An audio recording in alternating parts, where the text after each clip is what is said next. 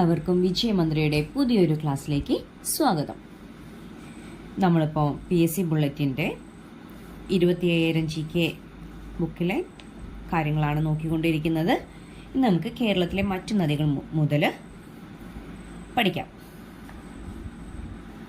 കേരളത്തിലെ ആകെ നദികൾ 44. 200 കിലോമീറ്റർ കൂടുതൽ നീളമുള്ള എത്ര നദികളാണ് കേരളത്തിലുള്ളത്? 2. 150 കിലോമീറ്ററിൽ കൂടുതൽ നീളമുള്ള എത്ര നദികളാണ് കേരളത്തിലുള്ളത്? 4. ഭാരതപ്പുഴയുടെ ഏറ്റവും വലിയ പോഷക നദി തൂതപ്പുഴ. പാലക്കാട്, മലപ്പുറം ജില്ലകളുടെ അതിർത്തികളിലായി ഒഴുകുന്ന നദി തൂതപ്പുഴ. തുളുനാടിൻ്റെയും കേരളത്തിൻ്റെയും അതിർത്തിയായി കണക്കാക്കപ്പെടുന്ന നദി പയസ്വിനി. കുന്തിപ്പുഴയുടെയും കരിമ്പുഴയും കൂടിച്ചേർന്ന് രൂപം കൊള്ളുന്ന നദി തൂതപ്പുഴ. ഏത് നദിയുടെ പോഷക നദിയാണ് തൂതപ്പുഴ? ഭാരതപ്പുഴയുടെ. കേരളത്തിലെ 44 നദികളിലെ ആകെയുള്ള നീരൊഴുക്ക് എത്ര കോടി ഘനമീറ്ററാണ്? 7790. കേരളത്തിലെ 44 നദികളുടെ നീർവാർച്ചാ പ്രദേശം എത്ര ചതുരശ്ര കിലോമീറ്റർ ആണ്? 27,739. കേരളത്തിലെ മേജർ നദികളുടെ എണ്ണം. കേരളത്തിൽ എന്തില്ല? മേജർ നദികളില്ല. കേരള സർക്കാരിന്റെ കണക്കനുസരിച്ച് എത്ര കിലോമീറ്ററിൽ കൂടുതലുള്ള പുഴകളെയാണ് നദികളായി കണക്കാക്കപ്പെടുന്നത്? 15. 100 കിലോമീറ്ററിൽ കൂടുതൽ നീളമുള്ള എത്ര നദികളാണ് കേരളത്തിലുള്ളത്? 11. ദേശീയ മാനദണ്ഡ പ്രകാരം കേരളത്തിലെ മീഡിയം നദികളുടെ എണ്ണം 4. ദേശീയ മാനദണ്ഡ പ്രകാരം കേരളത്തിലെ മൈനർ നദികളുടെ എണ്ണം 40. ഏറ്റവും കൂടുതൽ നദികൾ ഒഴുകുന്ന കാസർഗോഡ് ജില്ലയിലെ നദികളുടെ എണ്ണം 12. ഭാവലി നദി ഏത് ജില്ലയിലാണ്? കണ്ണൂർ. ഏത് നദിയുടെ തീരത്താണ് കോട്ടയം? മീനച്ചിലാറ്. തിരുവനന്തപുരം ജില്ലയിലെ ഏറ്റവും നീളം കൂടിയ നദി വാമനപുരം നദി. കോരപ്പുഴയുടെ പ്രധാന പോഷക നദികൾ അകലാപ്പുഴയും പൂനൂർ പുഴയും. കേരളത്തിന്റെ വടക്കേ അറ്റത്തെ നദി മഞ്ചേശ്വരം പുഴ. കർണാടകയിലെ വീരകമ്പ കുന്നുകളിൽ നിന്ന് ഉത്ഭവിച്ച് കേരളത്തിലേക്ക് എത്തുന്ന നദി ഉപ്പളപ്പുഴ. കർണാടകയിൽ ആനേക്കാൽ ഹോളെ എന്നറിയപ്പെടുന്ന നദി ഉപ്പളപ്പുഴ. ഏത് നദിയുടെ തീരത്താണ് ഏറ്റുമാനൂർ? മീനച്ചിലാർ. മലബാറിനെ ഉത്തര മലബാർ എന്നും ദക്ഷിണ മലബാർ എന്നും വേർതിരിക്കുന്ന നദി കോരപ്പുഴ. ഏലത്തൂർ പുഴ എന്നും അറിയപ്പെട്ടിരുന്നത് കോരപ്പുഴയാണ്.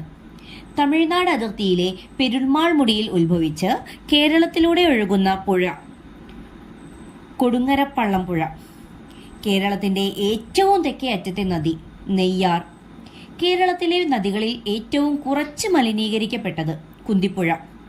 നെയ്യാറിന്റെ ഉത്ഭവം എവിടെയാണ്? അഗസ്ത്യമല. കേരളത്തിൽ നിന്നും ഉത്ഭവിക്കുന്ന കാവേരിയുടെ പോഷക നദി കബനി. ചാലിയാറിന്റെ മലിനീകരണം മൂലം അടച്ചുപൂട്ടപ്പെട്ട ഫാക്ടറി മാവോ ഗ്വാളിയോർ റയോൺസ്. വാമനപുരം നദി ഏത് കായലിലാണ് പതിക്കുന്നത്? അഞ്ചുതെങ്ങ് കായലിൽ. കേരളത്തിലെ ഏറ്റവും നീളം കുറഞ്ഞ നദി മഞ്ചേശ്വരം പുഴ. കല്ലടയാർ പതിക്കുന്ന കായൽ അഷ്ടമുടിക്കായൽ. കായംകുളം താപനിലയത്തിൽ ശീതീകരണ പ്രവർത്തനങ്ങൾക്ക് പ്രധാനമായും ആശ്രയിക്കുന്ന നദി അച്ചൻകോവിലാർ. കുളത്തൂപ്പുഴയും കൽത്തുരുത്തിപ്പുഴയും ചേർന്ന് രൂപം കൊള്ളുന്ന ജലപ്രവാഹം കല്ലടയാർ. കയ്യൂർ രക്തസാക്ഷി മണ്ഡപം ഏത് നദിയുടെ തീരത്താണ്? കാര്യങ്കോട് പുഴയുടെ തീരത്ത്. കർണാടകയിലെ കുടക് വനമേഖലയിൽ ഉത്ഭവിച്ച് വടക്കൻ കേരളത്തിലെ പ്രധാന നദി ചന്ദ്രഗിരി. മൂവാറ്റുപുഴയാറിന്റെ പ്രധാന പോഷക നദികൾ കോതമംഗലം പുഴ, തൊടുപുഴയാർ, കാളിയാർ. തിരുവനന്തപുരത്തെ ആറ്റിങ്ങലിന്റെ ഒരു വശം മുഴുവൻ ചുറ്റപ്പെട്ടു കിടക്കുന്ന നദി മാമംപുഴ. ഇടുക്കി ഡാമിലെ ജലം മൂലമറ്റം പവർ ഹൗസിൽ എത്തിച്ച് വൈദ്യുതോൽപാദനത്തിനു ശേഷം ഒഴുക്കിവിടുന്നത് ഏതു നദിയിലേക്കാണ്? മൂവാറ്റുപുഴയാർ. ഏത് നദിയിലെ ആണ് അരുവിക്കര ഡാമുള്ളത്? കരമനയാറ്. മലയാളക്കരയ്ക്കും തുളുനാടിനും ഇടയിലായി പരമ്പരാഗത അതിർത്തിയായി കണക്കാക്കപ്പെടുന്ന നദി ചന്ദ്രഗിരിപ്പുഴ. സൈലന്റ് വാലിക്ക് സമീപത്തെ ചേരക്കൊമ്പൻ, ഇരട്ടക്കൊമ്പൻ മലനിരകളിൽ നിന്ന് ഒഴുകിയെത്തുന്ന ഓലിപ്പുഴ, വേളിപ്പുഴ എന്നിവ ചേർന്ന് രൂപം കൊള്ളുന്ന പുഴയേത്? കടലുണ്ടിപ്പുഴ.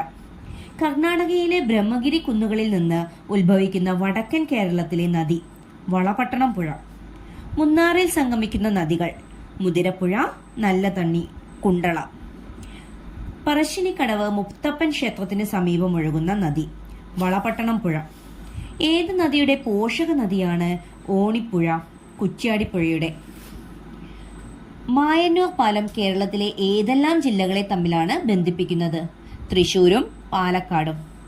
കർണാടകയിലെ ആനേഗണ്ടിയിൽ നിന്ന് ഉത്ഭവിക്കുന്ന അടുക്കസ്ഥല ഹോളെ, പത്തടുക്ക ഹോളെ എന്നീ അരുവികൾ ചേർന്ന് രൂപം കൊള്ളുന്ന നദി? ഷിറിയപ്പുഴ. പാലക്കാട് ജില്ലയിൽ മംഗലം ഡാം നിർമ്മിച്ചിരിക്കുന്നത് മംഗലം പുഴയുടെ ഏത് പോഷക നദിയിലാണ്? ചെറുകുന്നപ്പുഴ. ഋഷിമലപ്പുഴ, പശുകിടാമേട് പുഴ, രാമക്കൽ തേരിപ്പുഴ എന്നിവ ചേർന്ന് രൂപം കൊള്ളുന്ന ജലപ്രവാഹം? അച്ചൻകോവിലാർ. ഗൗണനാടി, കവനോഗ്, വളഞ്ഞാർ എന്നീ പേരുകളിൽ അറിയപ്പെടുന്ന കേരളത്തിലെ നദിയേത്? മീനച്ചിലാർ. കുപ്പം നദി ഒഴുകുന്നത് ഏതെല്ലാം സംസ്ഥാനങ്ങളിലൂടെയാണ്? കേരളം, കർണാടകം. കല്ലടയാറ് അഷ്ടമുടിക്കായലുമായി സംഗമിക്കുന്ന പ്രദേശത്ത് രൂപപ്പെട്ടിരിക്കുന്ന ചെറുദ്വീപുകളുടെ സമൂഹം? മൺട്രോ തുരുത്ത്. അടുത്തത് നദികളും അപരനാമങ്ങളുമാണ്. വിയ്യൂർ പുഴ എന്നറിയപ്പെട്ടിരുന്ന നദി?